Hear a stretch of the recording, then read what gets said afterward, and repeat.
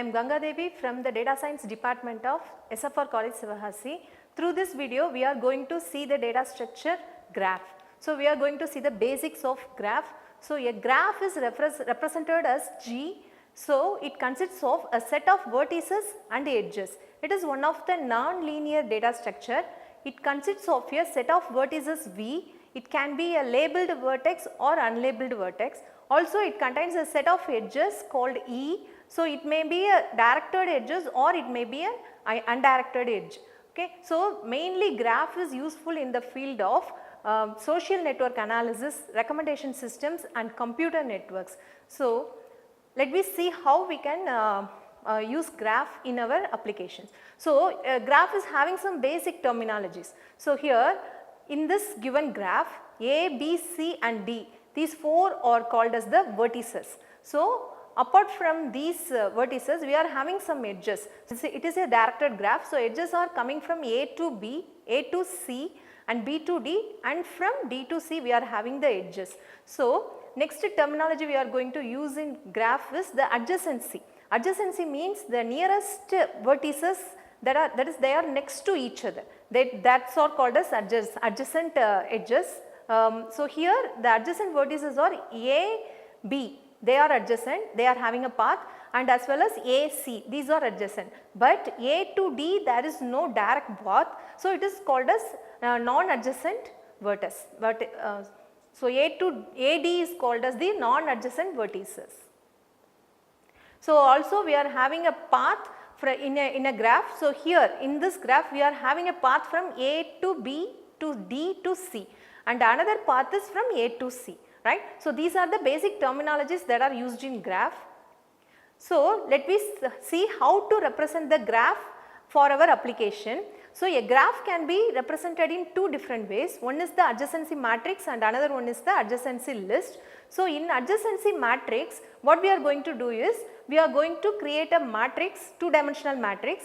In that matrix, particular entry in that matrix is going to be 1 if it is contain any path from that vertex. So, that is for example, if A of A to B is having any edge, yes, so then it should be placed as 1. If it is not having any edge means then that should be marked as 0. So, likewise it should be represented. Otherwise, another method we are having is adjacency list. So, in adjacency list what we are going to have is a list of array of list. Okay. So, in the array of list, so in 0th index position is marking the all possible vertices, nearby adjacent vertices from the particular vertex A. Then list of 1 is having the nearest vertices from the vertex B. Likewise, it is going to list down all the adjacent vertices that are available on the path of this graph. Okay. So, we have some different types of graphs. So, first we are having two different types of graphs. One is weighted graph and another one is unweighted graph. That means each and every edge may have some cost value or may not have some cost value. It is depending upon the problem we are using, right. So, mostly we are using weighted graphs in many of the problems. Okay. Apart from that, depending upon the edges we are using, we have two more types of graphs. They are called as directed graph and undirected graph. If the graph is having a particular direction, if the edge is having particular direction from the particular vertex to another vertex means then it is called as directed graph. If it is not having any particular direction means then it is called as undirected graph. So, these are the different types of graphs. So, now we are going to see the major operation of the graph, that is nothing but the traversal. So, we are having two different types of traversal in graph. One is breadth first search, breadth-wise searching. Okay. Here we are going to start with the vertex A. Okay. So, after considering the A, what we have to do is we have to visit all their adjacents.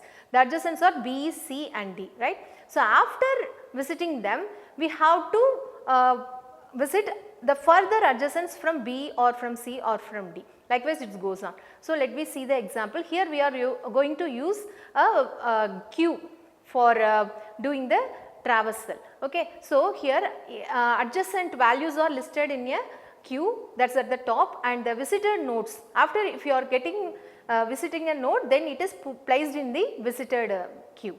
Okay. So, first I am considering A. After considering A, its adjacents like B, C and D should be placed inside the queue. So, A is getting visited. If every adjacents are getting visited means that particular vertex is getting visited. Okay. So, now I am considering B. From B I am having two different adjacent vertices, they are E and F. So, I am going to put that in that queue and B is now getting visited.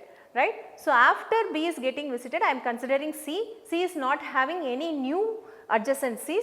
So, it is getting visited and after the D and after E and finally F is getting visited. So, in this way all the vertices of the graph is getting traversed using breadth first search method. So, in depth first search method what we are going to do is we are going to begin with the node A. After that we have to visit all the adjacent vertices one by one only. We are not going to visit all the adjacent vertices at once, we are going to visit them one by one. Now, if I am considering B means then I have to consider whether B is having any further adjacent vertices or not, I have to consider like that. Okay. So, here we are going to use the stack value, stack data structure for storing the adjacent vertices. So, first I am going to visit A.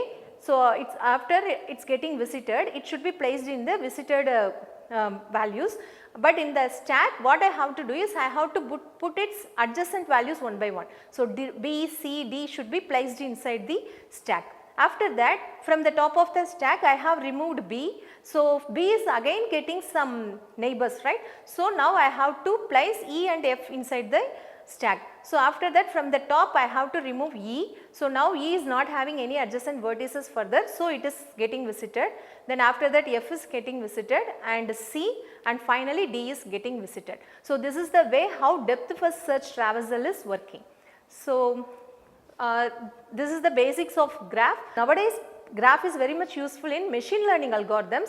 So, in representing the complex set of data we are using graphs, but if the data is incomplete, inconsistent or inaccurate means then the graph may not accurately reflect the relationship among those objects. So, we should be use the graph depending upon the problem we are having, otherwise it will not give the perfect solution. So, thank you for watching.